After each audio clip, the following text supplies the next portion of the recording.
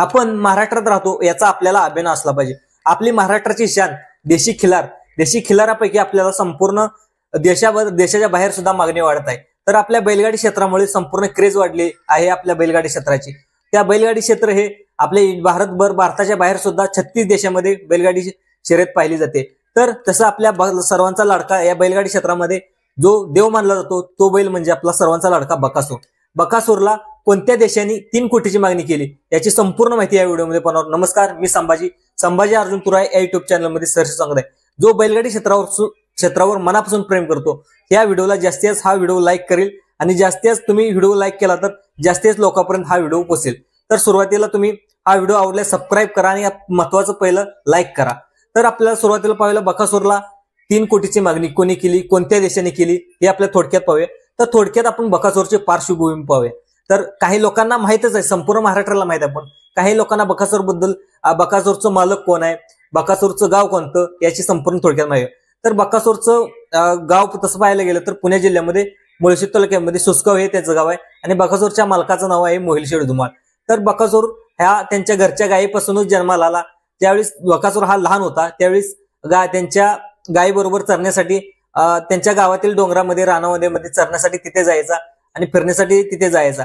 तर त्यावेळेस त्याला सवय धावण्याची तिथेच त्याला सवय लागली। नंतर बकासूरच्या मालकाला सुरुवातीला बैलगाडी क्षेत्राची आवड नव्हती, पण हळूहळू जसा बकासूर त्यांच्या घरामध्ये आला त्यावेळेस त्यांना बकासूर सोबत बैलगाडी क्षेत्राची आवड लागली आणि बकासूरला घेऊन ते धावण्यासाठी आदत वयामध्ये तिथे गेले। तर आदत वयामध्येच त्यांनी बकासूरनं संपूर्ण बैलगाडी क्षेत्रामध्ये धुमाकूळ घातला। तर धुमाकूळ घातल्यानंतर वेगवेगळे पदके त्यांनी आदत वयामध्ये जिंकले। ज्यावेळेस दुसरा झाल्यानंतर ज्यावेळेस महाराष्ट्र बैलगाडी क्षेत्राची बंदी उठल्यानंतर ज्यावेळेस पहिलं मैदान पडलं थारचं, ते म्हणजे रुस्तुमे हिंद केसरी मैदान हे बकासूर आणि महिब्याने गाजवलं। या गाडीने थार गाडी जिंकली आणि महिब्याला सुद्धा एक थार देण्यात आली आणि बकासूरला सुद्धा एक थार। मग तर जवळजवळ थार गाडीची किंमत 15 लाख रुपये, जवळ 30 लाखापर्यंतचं मैदान हे आपल्या महाराष्ट्र केसरी पैलवान चंद्रहारदादा पाटील यांनी हे मैदान भरवलं आणि ते 30 लाखापर्यंतचे बक्षीस प्रथम क्रमांक देऊन त्यांचा गौरव करण्यात आला। तर त्याच्या पाठोपाठ जवळजवळ 2 ते 3 कार बकासूरने जिंकल्या, बोलेरो पिकअप सुद्धा बकासूरने जिंकल्या।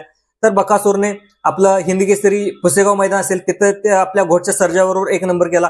नंतर पेडगाव मध्ये सलग त्याने विक्रम केला, एक इतिहास केला की सलग 2 दिवस तो हिंद केसरी झाला। पहिल्या दिवशी तो औरंगाबादचा संभाजीनगरचा लखन आहे, त्या लखन बैलासोबत त्याने 1 नंबर केला। दुसऱ्या दिवशी सकाळीच पहिल्यांदा उजवीला पळा, नंतर दुसऱ्या दिवशी डावीला पळून एक्का या बैलासोबत त्यांनी तिथे सुद्धा आदत बैल एक बैल या हिंद केसरी मैदानामध्ये तिथे सुद्धा 1 नंबर केला। तर मित्रांनो, जवळजवळ 10 मैदानामध्ये बकासूरने एक नंबर करून 10 वेळा हिंद केसरी झालाय। तर हा बैल इतका धावतो कसा, या बैलाची नेमकी क्रेज काय, तर अनेक त्यांनी गाड्या जिंकल्यात, अनेक बाईक सुद्धा या बैलांनी जिंकलेल्या आहेत। तर संपूर्ण महाराष्ट्राला, संपूर्ण भारताच्या बाहेर सुद्धा या बैलानं वेड लावून टाकलेला आहे। तर मित्रांनो, हा बैल नेमका धावतो कसा, या बैलाचं धावण्याचं नेमकं कारण काय याचं रिसर्च करण्यासाठी इस्रायल आणि इटली देशाने याच्यावरती रिसर्च करण्यासाठी जवळजवळ 3 करोडची मागणी केली असं त्या माध्यमातून समजत आहे। तर मित्रांनो, बकासूर बैलाला खरंच 3 करोडची मागणी केली का, तुम्हाला काय वाटतं तुमच्या कमेंटमध्ये प्रतिक्रिया द्या। तर बकासूरची माहिती संपूर्ण भारतभर पसरण्यासाठी तुम्ही लाईक करा, सबस्क्राईब करा।